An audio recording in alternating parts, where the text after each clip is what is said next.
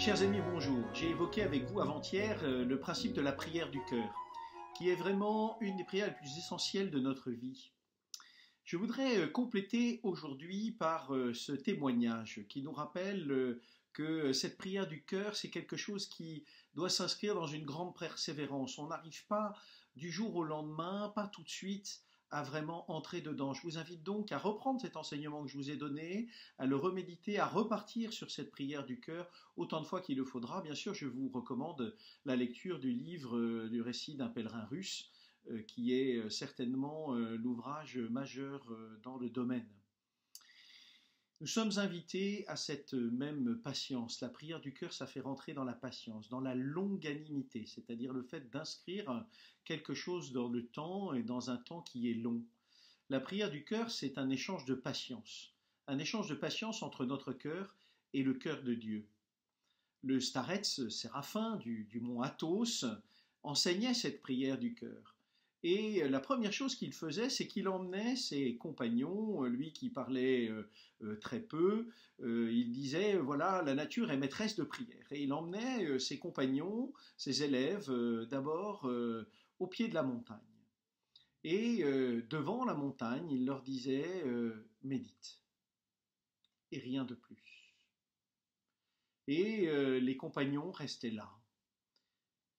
Ils voyaient que cette montagne était, et c'est tout, elle était là, immobile, immense, grandiose.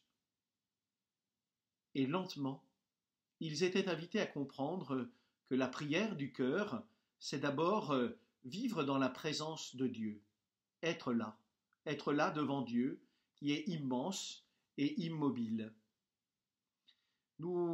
Nous avons besoin de comprendre que être là, assis comme une montagne, c'est plus important que des mots. Être. Et puis, il conduisit ses disciples devant une fleur, un coquelicot. Nous sommes au printemps. Et il ne dit rien. Médite. Le compagnon, doucement, comprit que le coquelicot avait des racines dans la terre, pas dans les nuages, et que la prière du cœur était plantée dans la vie. Ce coquelicot, il avait une tige droite, orientée vers la lumière, axée vers la lumière.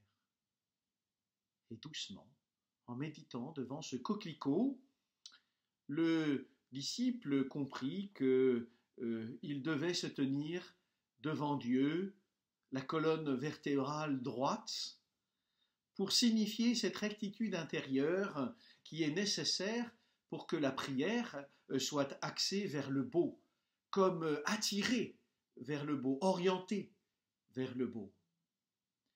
Il comprit aussi sa fragilité devant cette fleur qui ne dure qu'un jour. L'instant passe, je passe, mais Dieu est éternel. La patience du jardinier. À demain pour la suite.